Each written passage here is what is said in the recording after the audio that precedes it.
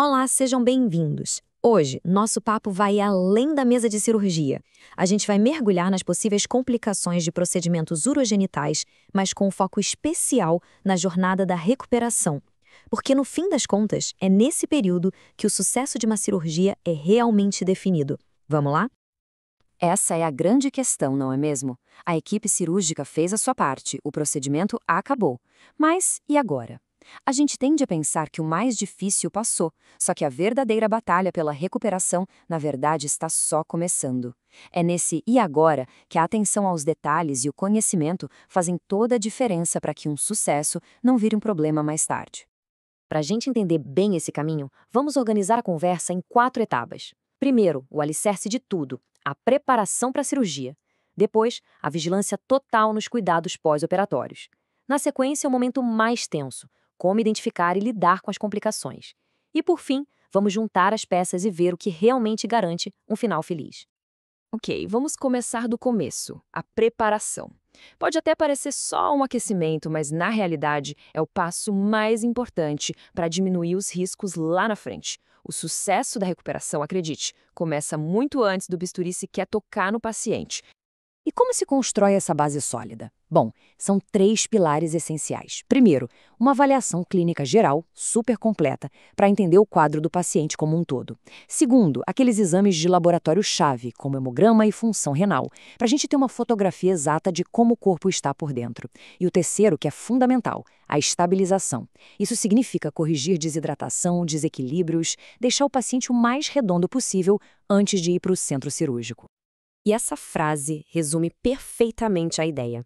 Cada minuto que a gente investe na estabilização antes da cirurgia é um investimento direto para evitar uma dor de cabeça ou uma complicação bem grave no pós-operatório.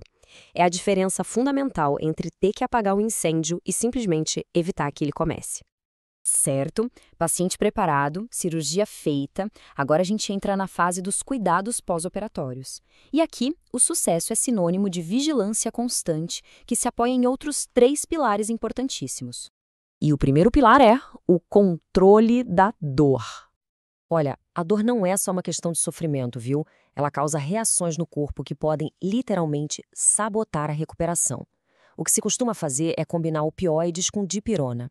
Mas o ponto de atenção máximo aqui é nada de anti-inflamatórios não esteroides, os famosos AINES, se o paciente tem qualquer sinal de problema nos rins, desidratação ou pressão baixa.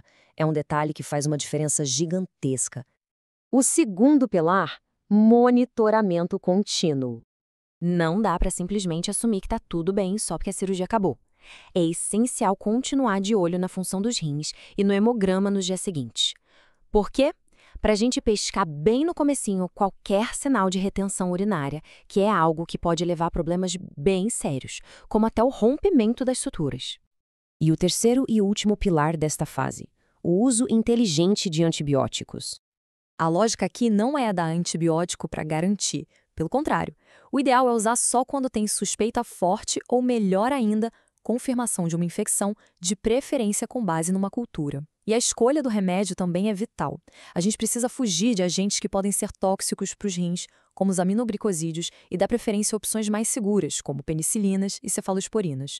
É sobre proteger os rins que já estão trabalhando no limite.